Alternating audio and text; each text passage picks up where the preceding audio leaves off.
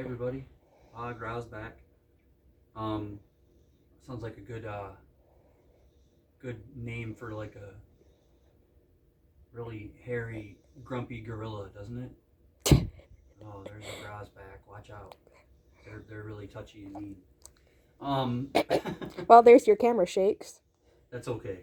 Uh, haven't really been doing a whole lot on here lately. Um, Figured I'd come and do a little easy thing about this Beatles song book I read. This was like each song that the Beatles did. They've got little like a blurb and how it did and who wrote it and everything, and then some miscellaneous. And sometimes you can get some good quotes from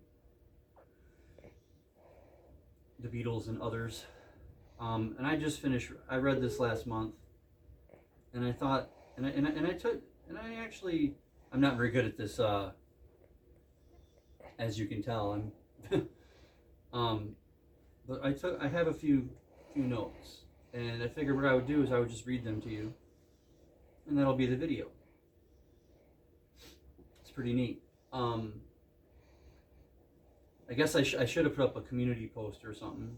Not that many people would have seen it. And if there's any songs that you wanted me to read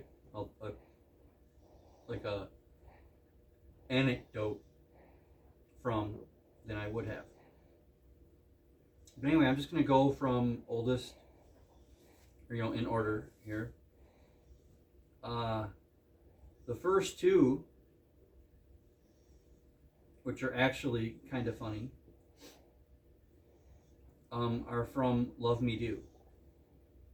The song Love Me Do.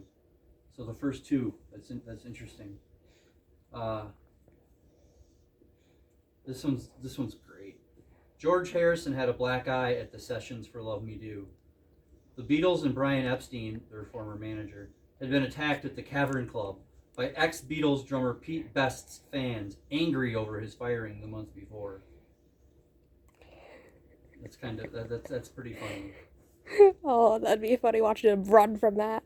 Oh, yeah, for once they're not running from a bunch of screaming girls. They're running from a bunch of Pete Best fans. Good thing there's only like 3 of them. Well, the dog's awake. Yeah.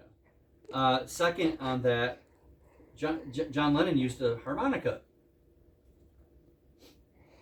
And the harmonica he played on this song was something he shoplifted from a store in Arnhem, Holland.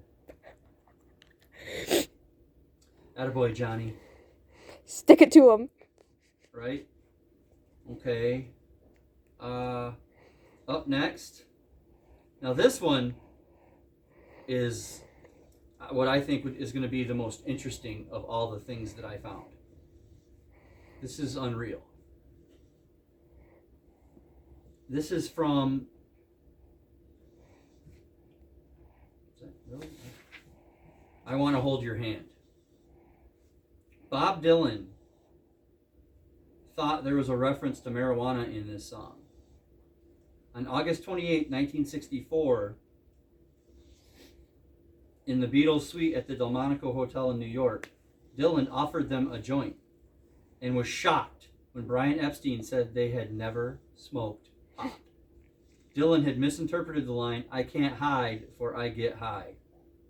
So as of 1964, the Beatles had never gotten high. And they can thank old Bobby Dylan for introducing them to it. Yeah, that one I laughed and laughed at that. Okay, up next. I've only got 6 of these, so this won't be all that long. The next one is from...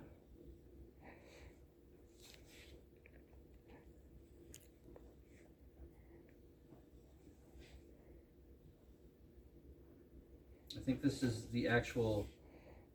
Yeah. It's from the album of Sgt. Pepper, not the song.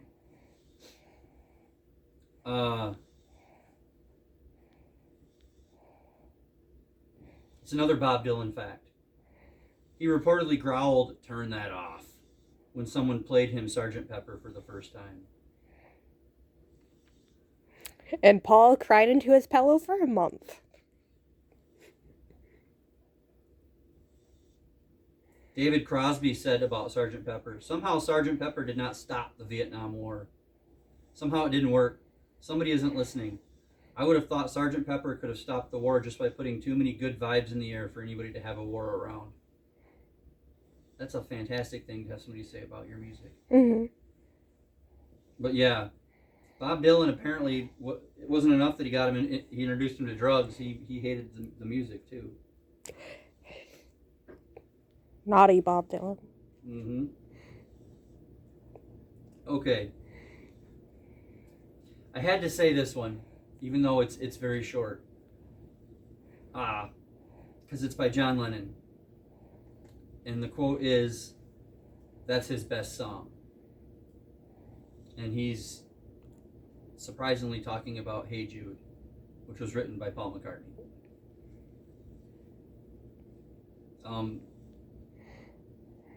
Personally, I always thought that John hated "Hey Jude" because, he always interpreted it as Paul trying to, move in as daddy to Julian or something. And everybody wants to make it about them. Let me see. I think it says, here's John as well. "I always heard it as a song to me. If you think about it, Yoko's just come into the picture. He's saying, 'Hey Jude,' which means 'Hey John.'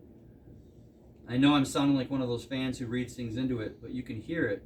You can hear it as a song to me. The words 'go out and get her,' subconsciously he was saying, 'Go ahead and leave me.' But on the conscious level, he didn't want me to go ahead. The angel in him was saying, 'Bless you.' The devil in him didn't like it at all because he didn't want to lose his partner." So John, I think it's probably basically depending on the day, had a different opinion of "Hey Jude." But he said that's Paul's best song. I disagree, but So do I, but sorry, I got something in my eye. are you crying about John's quote to Paul? Absolutely not. This is kind of neat too. On the instrumentation for "Hey Jude," it says McCartney, bass, piano, lead vocal. Lennon, acoustic guitar, backing vocal. Harrison, lead guitar, backing vocal. Starr, drums, tambourine, and then a 40-piece orchestra. A 40-piece. Okay, and then my final dealie from this. I hope you like this video. It's just something, I'm trying something new. I'm never going to give up my ups and downs because I know people like that. And I like doing it too, but I thought I'd try something a little bit different with this book because you can't really give this a down. It's nonfiction, it's an opinion. Unless you consider John Lennon claiming he wrote part of Paul McCartney's songs fiction, or the other way around. But this is great. This is on the song "Birthday." You say it's your birthday. It's my birthday too, yeah. Some sources say it was written for Patty Harrison or Patty Boyd. But the comments by the Beatles, John Lennon, it was a piece of garbage. Don't hold back, John. Tell us how you really feel. Now, this is actually kind of neat, and I think for whoever listens to this, or for whoever out there, whenever you listen to this song for the next time, this is going to enhance it for me. So I think it'll enhance it for you too. The instrumentation: McCartney, piano, lead vocal. Lennon, lead guitar, backing, and occasional lead vocal. Harrison, bass. Harrison, bass. tambourine, Starr drums, and then the chorus singers include Yoko Ono and Patty Harrison, or Patty Boyd. So it's kind of neat that the girl who it could be about, Patty, helped sing on it. Yoko helped sing on it, and George Harrison played the bass. That's because Paul was playing the piano, but I just thought that was kind of neat too. So see, I could go through all of these songs and give you something interesting. Like, just for the heck of it, I'm gonna let the book open in my hand, and I'm gonna read you a few facts from the song that pops up. Well, that looks like I fixed that because somebody bent that. So I'm not. That was bent before I got it. Stupid book. It was bent before I got it. Okay, let's just do this. I'm trying to. Come on. This doesn't want to work. Okay, forget it. I'm just gonna go like this. I'm looking at you. Okay. I don't know what it is. I see. Well, there's been so many things in the world said about Lucy in the Sky with Diamonds. I'm gonna go to the next song. It's called Getting Better. Let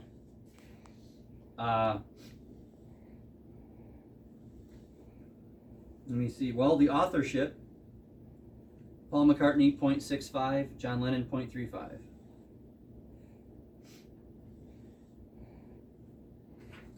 They worked on it for 12 hours, blah, blah, blah. McCartney said, wrote that at my house in St. John's Wood. All I remember is that I said it's getting better all the time. And John contributed the legendary line, couldn't get much worse. Lennon said he wrote the lines about being cruel and beating the woman. I believe that. Obviously. Oh, and this is what he said in his Playboy interview. I used to be cruel to my woman. It's in the song. And physically, any woman. I was a hitter. I couldn't express myself, and I hit. Now, we're not condoning that. No. Trigger warnings, I guess, but...